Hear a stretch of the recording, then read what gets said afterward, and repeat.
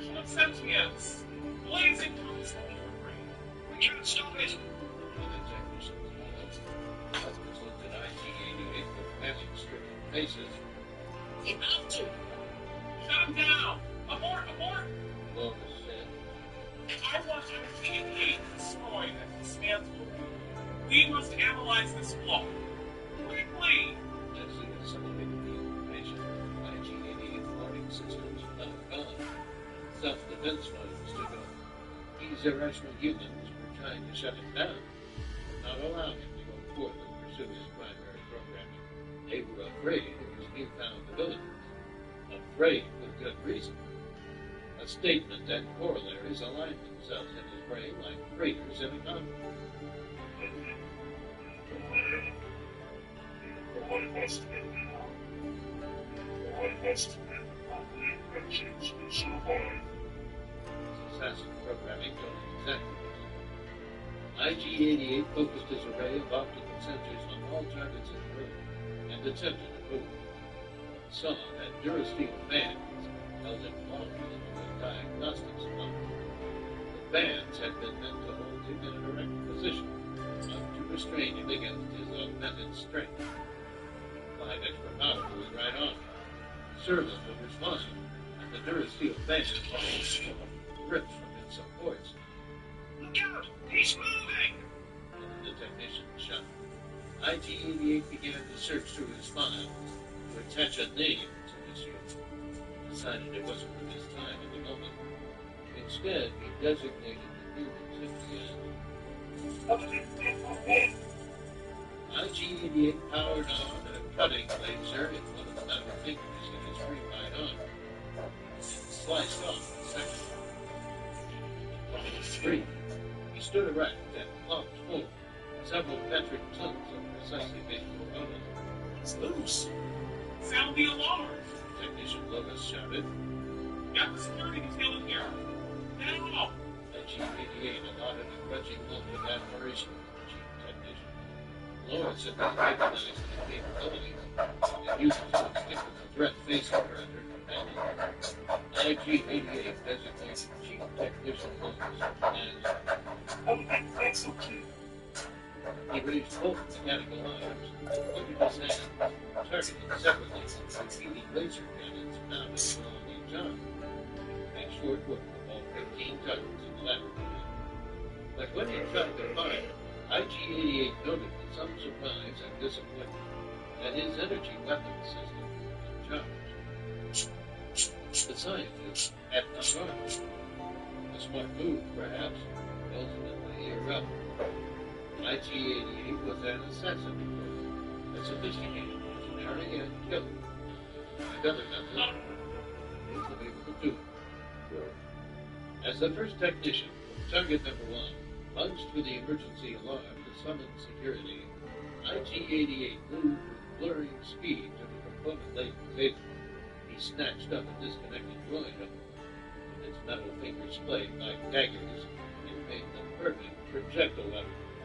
He scanned the surface of the metal disc, calculated the flight path of expected deviation to various engines, then hurled it like a spear. The disconnected droid arm plunged into the back of the technician, tore through his spinal column and followed through his sternum. Lifeless metal hand through and through, splintered bone from the front of his chest, holding the technician's grip hard and rigid in the finger. Target number 1 collapsed from the diagnostic. 2 other technicians screamed in horror, wasted effort, forces to resist the engagement. Chief Technician Loris, target number 2, picked a high-powered laser rifle from her station. One of his primary designers, she knew exactly where to fire at IG-88, and he was momentarily concerned. She must have kept the weapon in hand, just in case one of her creations went renegade. This showed surprising order. Loris pointed the rifle, fired the bomb.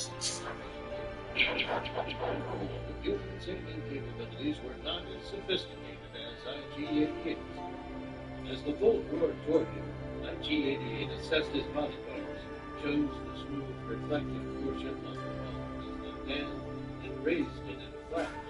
calculating the precise angle of its burning laser bolt struck the riverine and sprang backward north. The beam struck her in the center of her bald forehead, and her skull popped in an explosion of wet black and red smoke. She tumbled. IG-88 had scanned and prioritized the remainder of the target for her bodily control. Without stumbling, he picked up the nearest table, ripping its legs free, thick bolts on the metal plate floor, and scattering joint components on the ground. Charging forward, pumping his legs like pistons, IG-88 used the table as a battery, crushing technicians. They ran about without a place to go, locked in the security shield pit. Though nearly a full minute had passed, no one had yet managed to sound the security alarm. He intended to prevent them from correcting their mistake. The two screaming technicians never did stop screaming, nor did they move until it was too late. He left them relaxed. IG-88 took his time, going up as he snapped his neck. One after one. Standing alone amid the silent tempting carnage in the laboratory, IG-88 allowed himself luxury of thinking and planning. Still longer than a simple programmed reaction. He let the blood dry on his metal fingers, noting that it did not impede his weight. Since it wasn't organic substance, it would wear off soon enough. Then he turned to assess the other four assassin droids on display, seemingly identical to himself. One had already been hooked up to a diagnostic system, but the three stood motionless, unprogrammed, and waited. With a diligent speed that bordered on curiosity and anticipation, IG-88 went to the first of the unprogrammed droids and stared, matching optical sensor to optical sensor, breaking in the details of what he himself was looking. If they had been built to identical specifications, they should be equal somewhere, equal to him. They would be his partner. He went through the motions of powering up the first identical droid and waited, but saw none of the reactions he expected. After an interminable time, a full 4 seconds, the new assassin droid still waited. Fully functional according to the diagnostics, but showed no autonomous movement at all.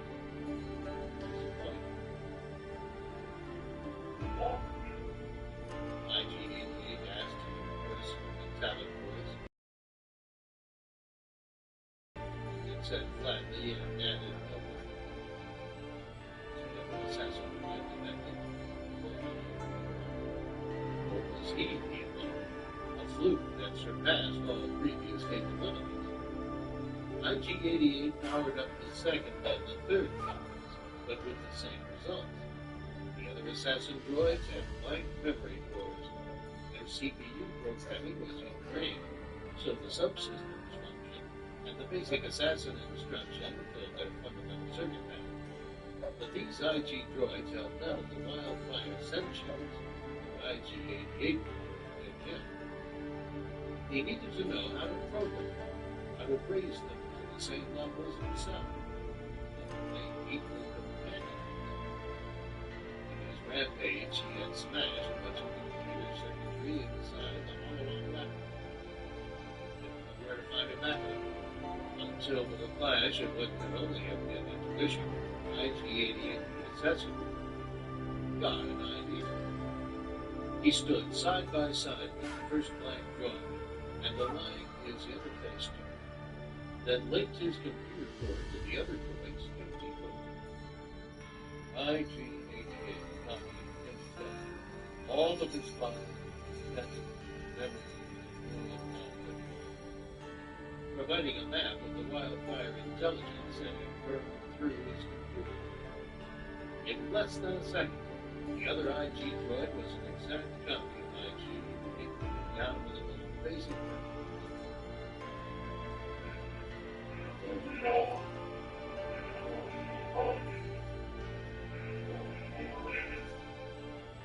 G88 performed the same procedure on the remaining 2 light droids, and soon tested himself on 4 exact tubes. For convenience, he identified himself as IG88. The others, from their awakening, designated by the remaining droid that was following the record first was a different tip. As IG88 scanned it, he noticed subtle configuration errors. Nothing unusual, of course, but the optical sensors placed in a slightly less efficient array. The weapon systems had different activation routine. All something at least marginally efficient in comparison to the perfection of IG88. Immediately upon powering up the last assassin, he saw quite a different reaction. The new droid swiveled its head. Its optical sensors lit up. It clanked forward and shrugged its shoulders, raising its arms in a defensive attack position.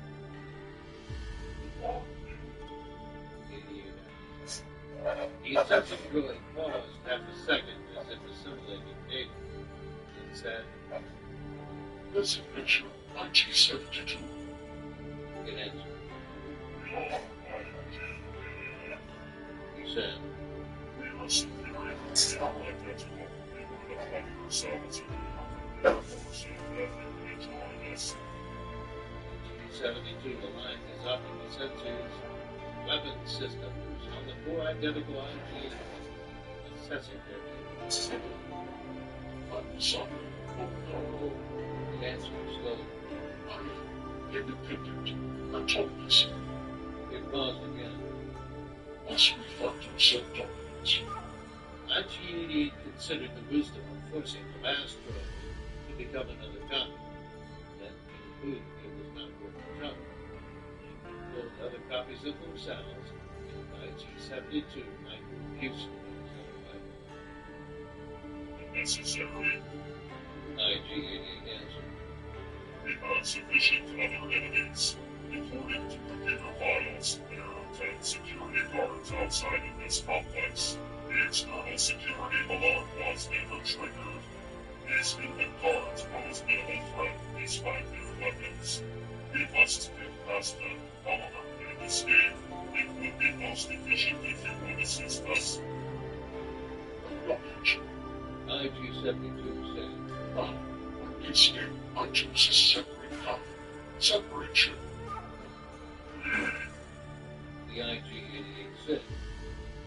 They marched toward the armored doors that sealed the Holomound laboratory's inner complex.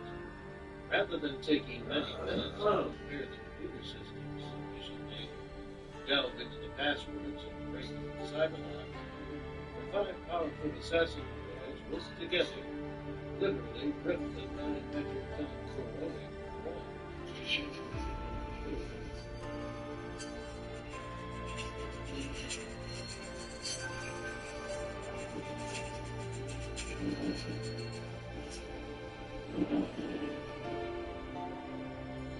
Constant design before pulverized the data storage system.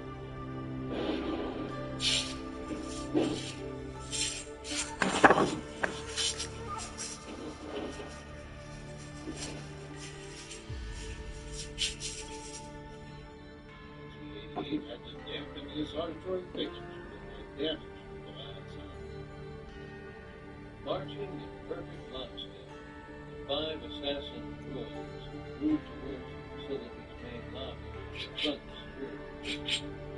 As they marched in unison, the soft calming music which normally greeted visitors when they arrived at the Holomound laboratory still be heard in the building's entry, adding a surreal tone to the attending congregation. This time, IG88 took the time to cover the weapons.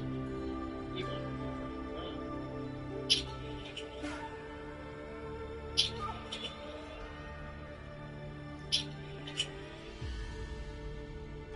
Inside, the human security guards had no inkling they were about to be attacked. The assassin droids marched out, arms extended, built-in laser cannons blazing at the first sign of biological.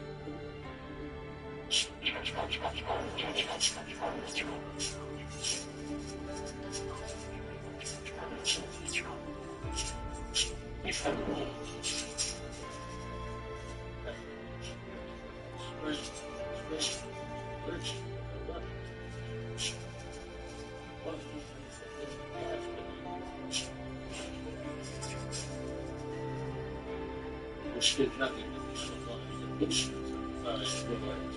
The security guards had stopped.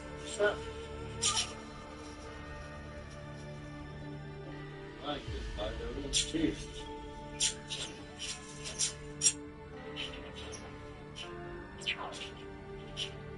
Shots rang out repeatedly.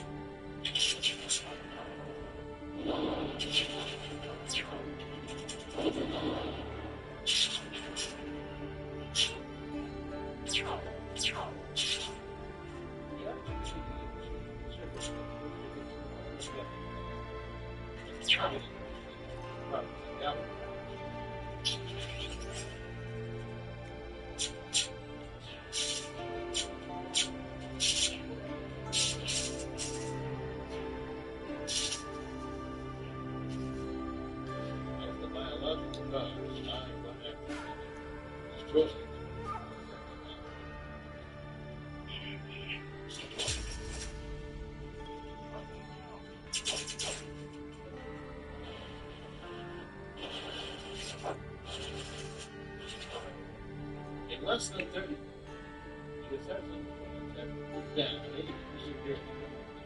The other two were nowhere to be seen. MGA decided not to make contact with that. This was not part of his mission. He did not need to. Instead, they found a group of supply ships and two fast courier vessels parked on the Hollow landing grid. Hot black permanent silver. One to these vessels. My counterparts are not able inside this ship. Gesture to the larger earlier pattern. IG-72 acknowledged and went to the second ship. Success operation. IG. The other droid said. In unison, four identical assassins were required. Assassinators. IG-72.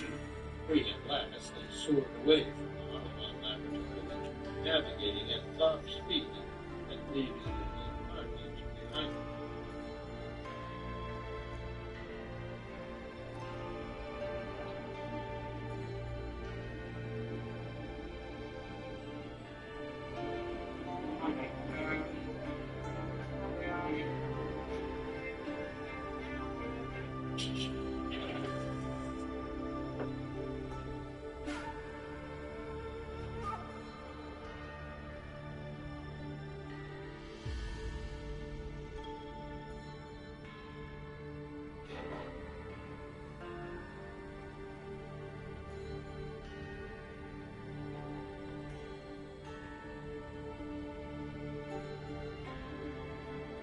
To be honest with you, this guy's fate was a fate worse than death. So what this does is this kind of all starts out with a Sentinel arriving at a Eurasian Republic Sentinel manufacturing plant. Keep in mind, the Eurasian Republic is a stronghold ran by Colossus, Sister Magic, and basically Omega Red. And while we still don't have the full totality of the backstory, at some point in time, the Maker basically screwed everything up in the universe, right? So somehow or another, these three ended up becoming these major players and trying to destroy the human population. They're the ones that turned Wolverine into the Winter Soldier. And so once this thing gets here, right, this statement's made, we have a carrier Sentinel unit arriving at Bay 77. Scan indicates 4 living specimens in containment aboard, but their code is muffled. And with questions like, why is this code muffled? This guy says, I don't know how else to describe it. Like, didn't this unit go missing? And so that's what these guys are kind of talking amongst themselves. Where they're like, look, we're supposed to have an inspection. The director's coming here, right? The top brass basically are coming here. We really don't want to have any problems. This is not the day to have any problems. So, let's just go meet this unit ourselves, we'll inspect it, we'll make sure everything's on the up and up. And then once we verify that it is, you'll put our anxiety, essentially. And so what they end up doing is they get to base 77, this sentence at, they request access to base 77 platform. Right, they give them the code, and they're just like, okay, so this thing's been defaced, right, by the various units who exist out there. But you and I might say passes for the X. Now, we're not Philippines, there's kind of a ragtag band of rebel units who exist out there. They're kind of unified, trying to free other captured units around the European Republic. But they're effectively the resistance forces. The problem is that in the midst of all this, the weapon systems for this signal start activating. That's when they're like, go in lockdown, like we're under attack. So at that point, you jump to the day before. It's actually going to be a fun little bit of trivia here. I'm curious if you guys pick up on it. But one of the things that happens is you initially pick up with Mikhail Rasputin. And that's one of the ironies of this new monster universe. Historically, in Marvel Comics, Colossus and Magic are the good guys. Mega Red's always been a villain, essentially. And then Mikhail Rasputin is the bad guy, whereas he's the good guy here. And that's when you kind of find out what's going on. But he's directly addressing Forge, and he says, I need to know, will it be ready for tomorrow's mission? Right? The response from Forge is, of course, like, it will absolutely be ready. Like in the upload, he says, almost there, like 6 more hours, give or take. And of course, Mikhail's like, look, I need something a little more firm than give or take. But in response to Forge, I'm telling you, it'll be ready. Here's the funny thing. Mikhail says it had better be ready Daniel. He refers to Forge by his name. Here's the trivia question that I have for you guys. What issue of Uncanny X-Men, written by Chris Claremont, was Daniel's name supposed to be revealed? Never was. But when was he supposed to be revealed? And you can't look it up on the internet.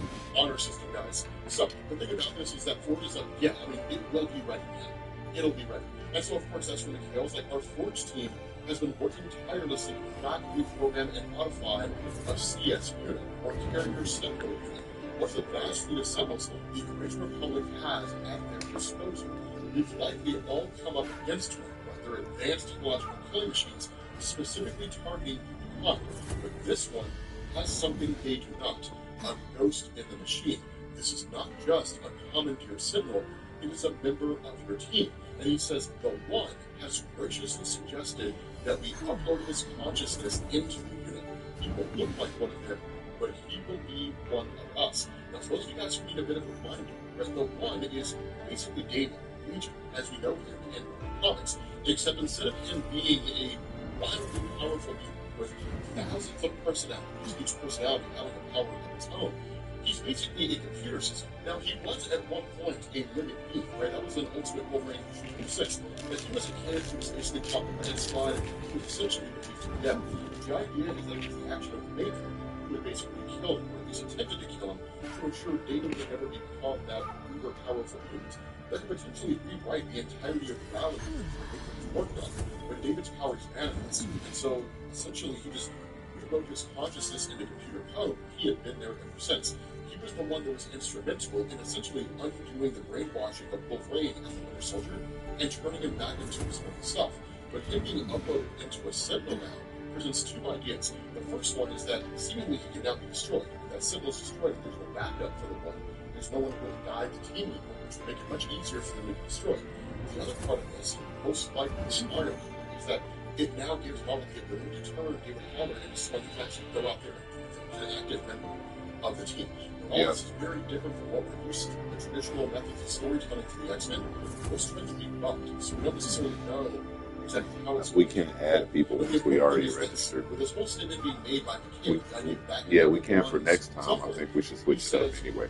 This is optimal for your next mission, but purple there's Sentinel production. Yeah, but we can't modify the roster for already registered. The question of Kitty is that a smart thing to do? We've seen more About Sentinel 20 minutes. sure. But running head first into Yeah, I wouldn't start another match. That's what happened with you last time. You were in a match, and it already started, and you missed the entry. We still won, but you were in a match. I was thinking about that. Maybe send everybody a message like, don't start a match like 30 minutes ahead of time. If you don't want to be in the match and miss the mark. I mean, you could always leave, but if you don't know, are finding ways to biologically meld a unit to a Sentinel unit. We're calling these abominations SS units. Do not know how many units we're you can get into down to the last 3 seconds. I mean, you get in there, you get in there. You just got to get in the room and hit square to confirm your presence. Like these never happen again. Right? Now, here's the other part of this. It's instructive. It's almost completely automated. But operated with a skeleton crew for I don't know. This is gonna go however it goes. I'm not really expecting a lot of it. It's hard to destroy A lot of people ain't showing up. People showing up at different times. We don't even know how we're gonna function as a unit up against whatever is over there. And he says, I don't we know. will have 5 minutes. Once the alarm is tripped, You know, let this shit fall where they say with this thing. So we get like a tight knit team that's really every day. And then we go into the tournament like we really know with each other.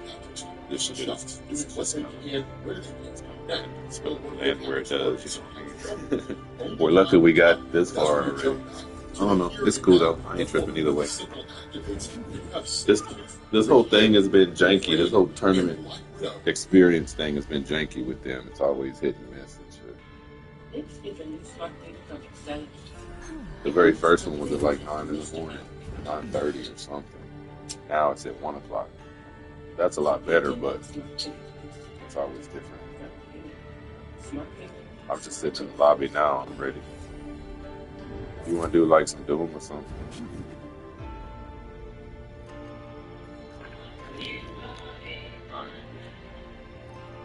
All right. Bet.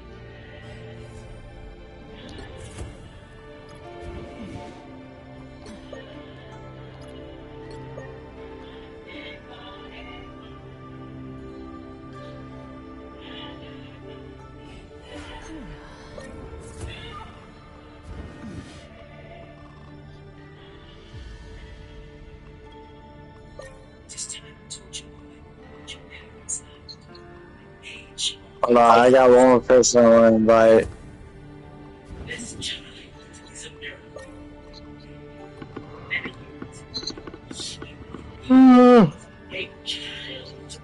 There we go.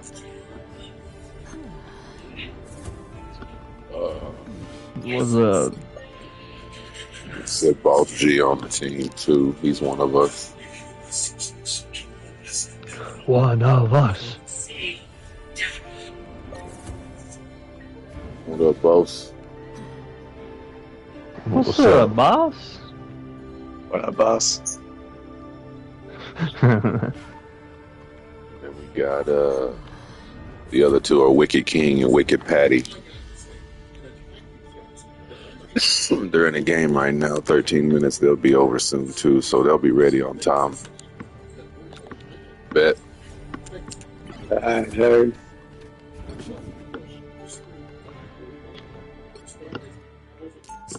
You're on your own this time, so choose wisely. What's happening here? We got about 20. Doing a team. Take down as many enemies as Hey, you can. Blaze, we're doing a team match right now until the tournament starts. So if you want to dip out, you're more welcome to. Okie dokie. Yeah, it's up to you, brother. If you want to keep running comp matches and stuff, that's just not what we're doing at the moment. Right. I might go rank up for a little bit. Heck yeah, bro. You know. GJ, you son of a gun. Any hoozles? I'll let y'all do your thing. Alright, bro. Hey, we'll link up. We'll link up afterward. Yeah, it'll only take a few minutes. It might take. We might be done in the first few seconds. Okay. Just let me know. About 4 o'clock. We'll know. About 4:05. You'll know 4:02. Okay. Oh yeah, bro. Yeah, you'll know it. Just hit me up. Alright, brother. Sounds good, man. Mm-hmm.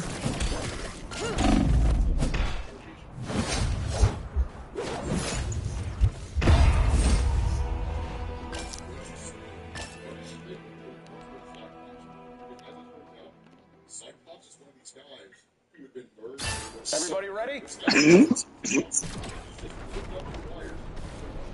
What the fuck?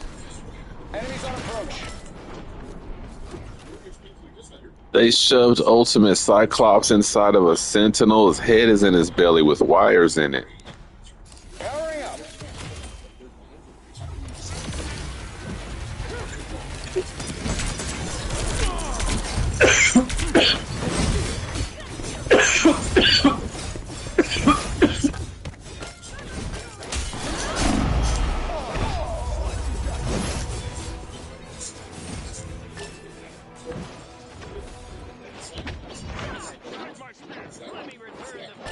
I'm gonna find whoever put me out last. Powering up.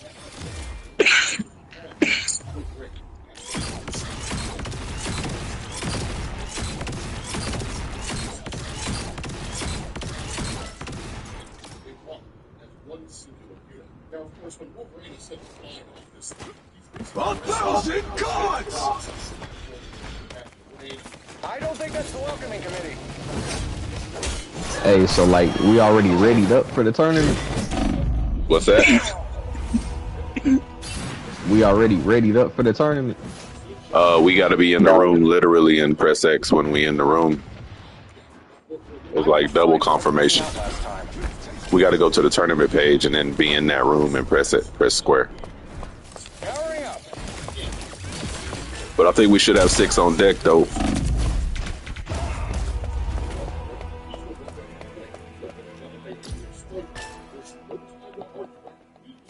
I'm back.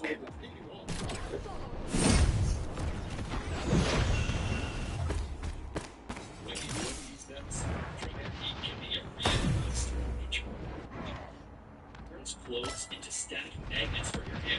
Use those to sleep.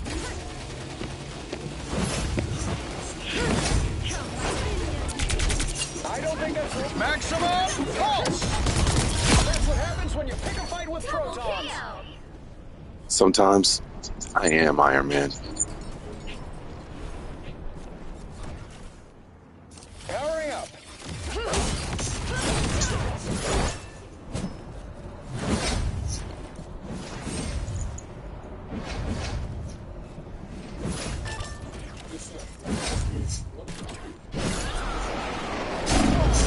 Oh, did she shove a car into my motherfucking ass?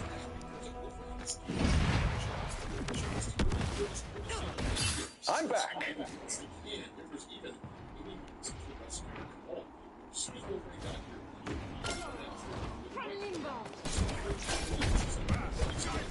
Powering up.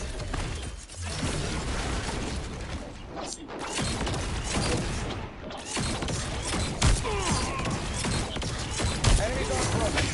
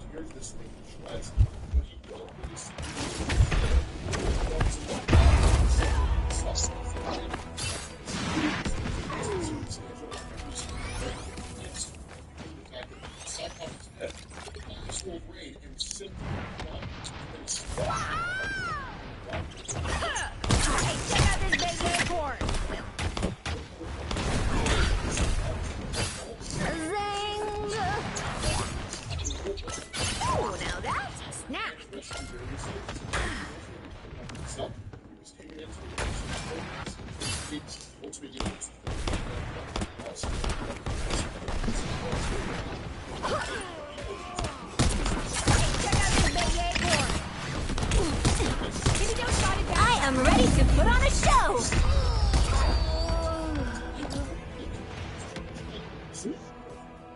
Here I come again!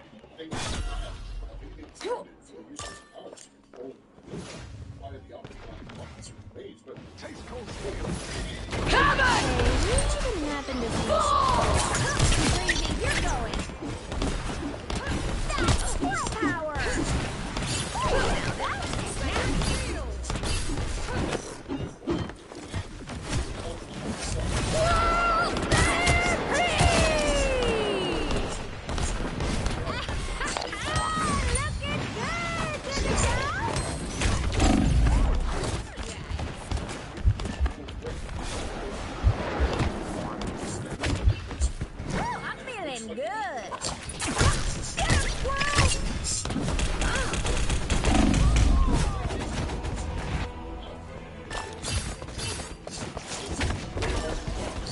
we're back, right, Tippy Toe?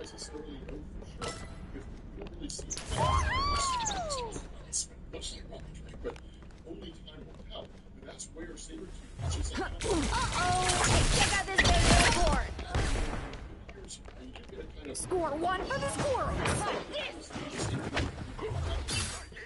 Tremble before blast!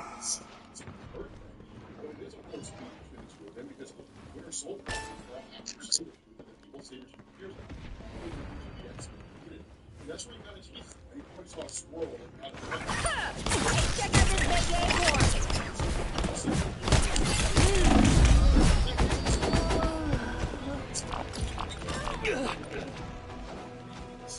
Here I come again. Actually, seems to be.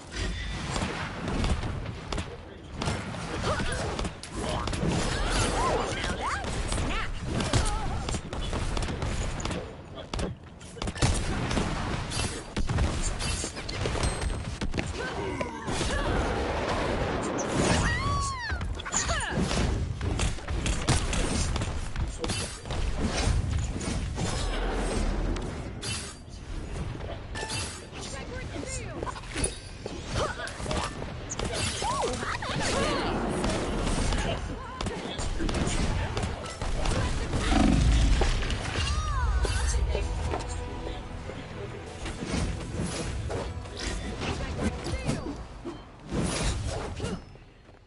Bounding back into action.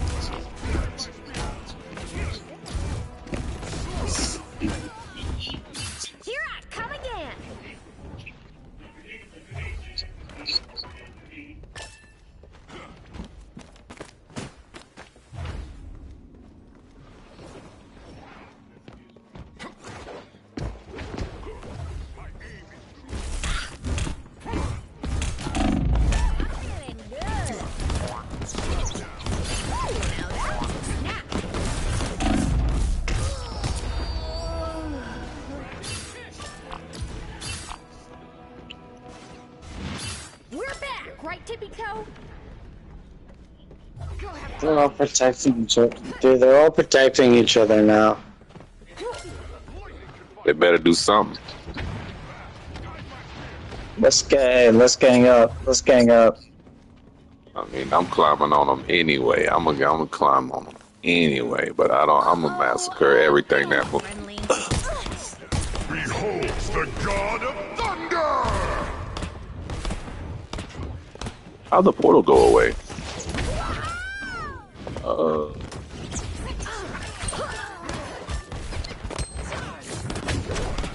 Tremble before blast!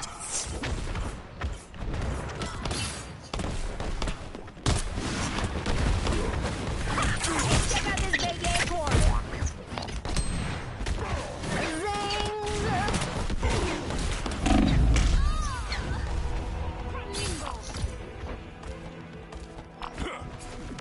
Bounding back into action. Bounding back into action.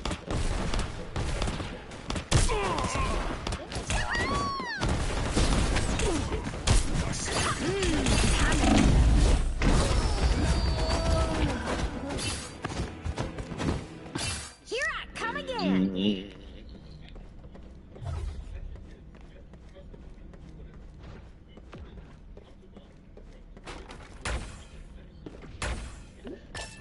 Okay, 12 minutes.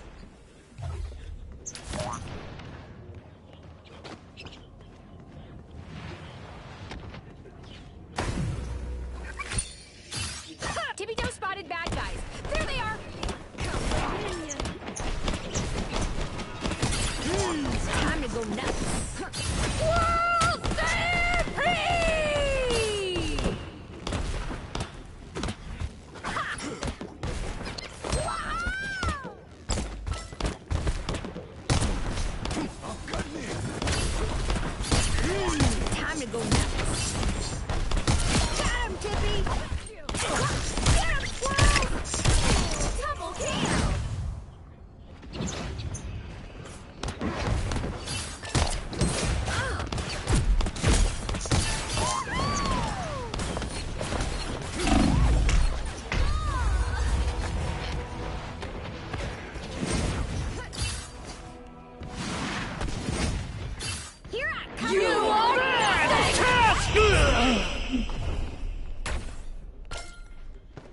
do something.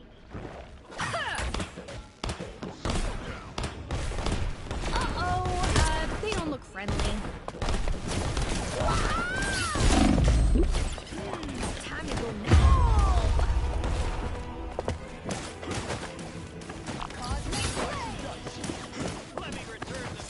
Here I come again.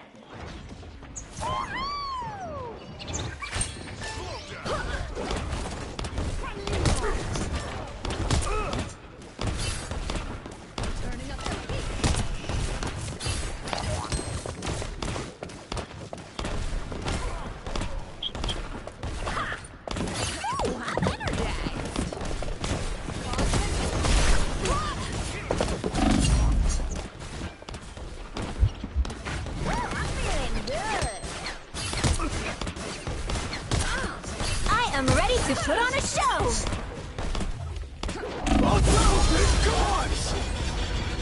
Have y'all noticed like shitty rendering since the update? Like when you turn, especially if your stuff is turned up higher, like it's glitchy. Like the environment and stuff, it doesn't render well.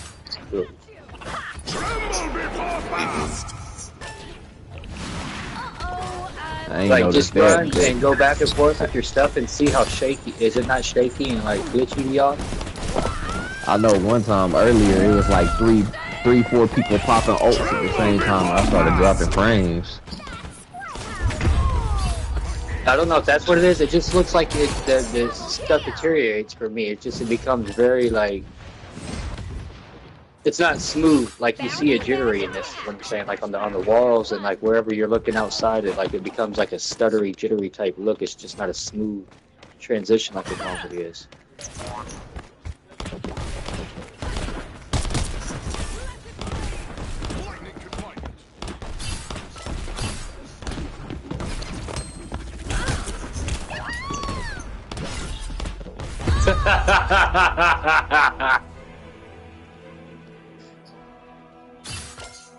I mean, I know you usually don't mind being in a room with someone, but you're not having a good track record with Thor. They don't look friendly.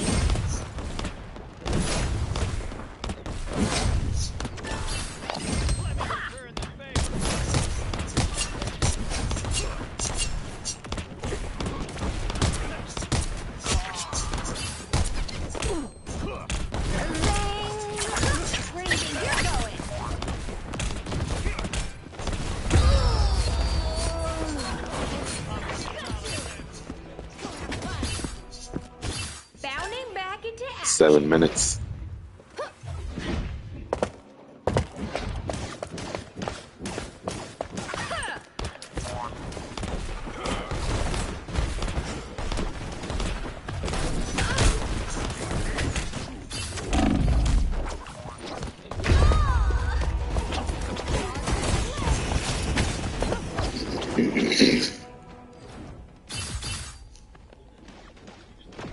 We're back, right, Tippy-Toe?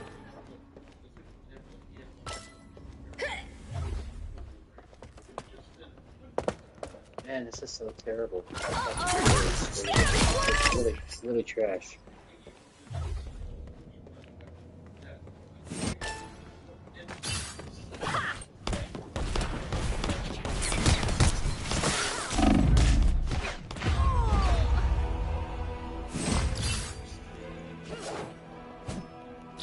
I'm not done with this fight. Ooh, now that's a snap. Tremble before blast!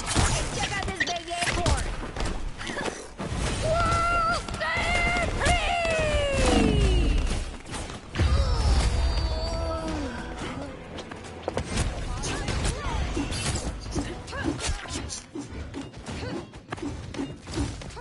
I'm not done with this fight yet.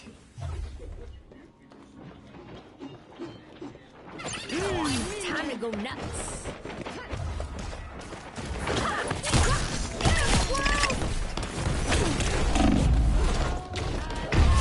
Double kill.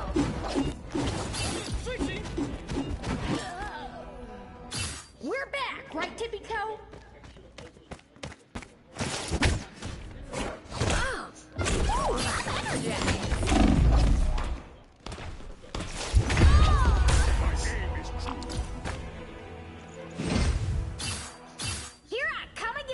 PS5. We should probably go over there, man. We might have some time differences. Well, I'm feeling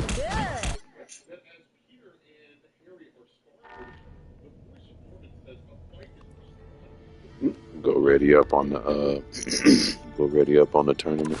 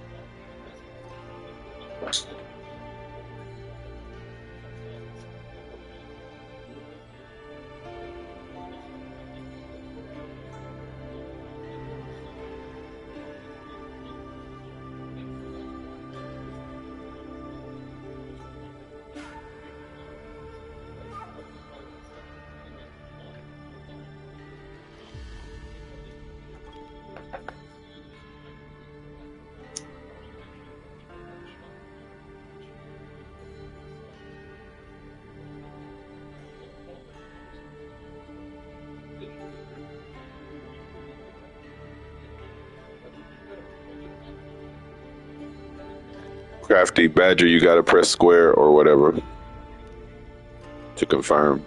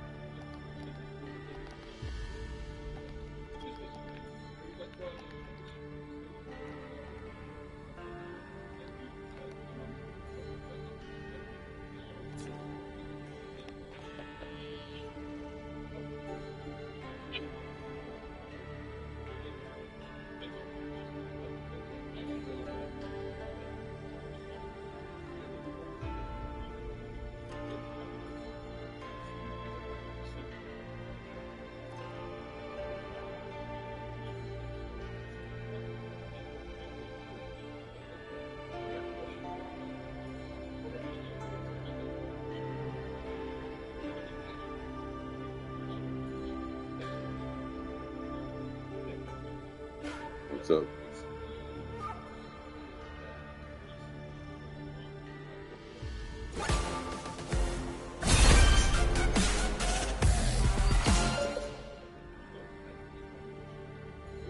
Oh, that's the end. Okay, so there was 3 of them and that was it. without lifting a finger. We're champions for September, though.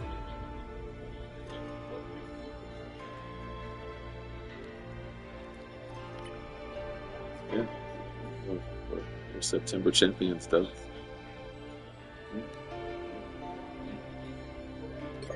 Make sure you claim your reward promptly.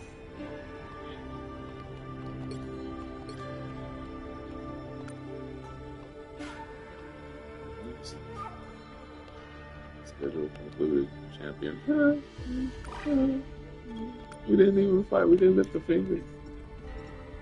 Well done. well.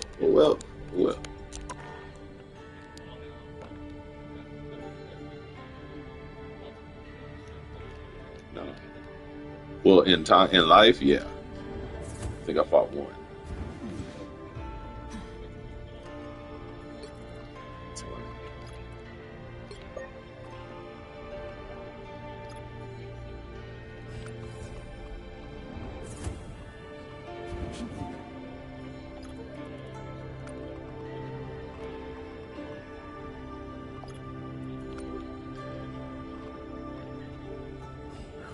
Okay.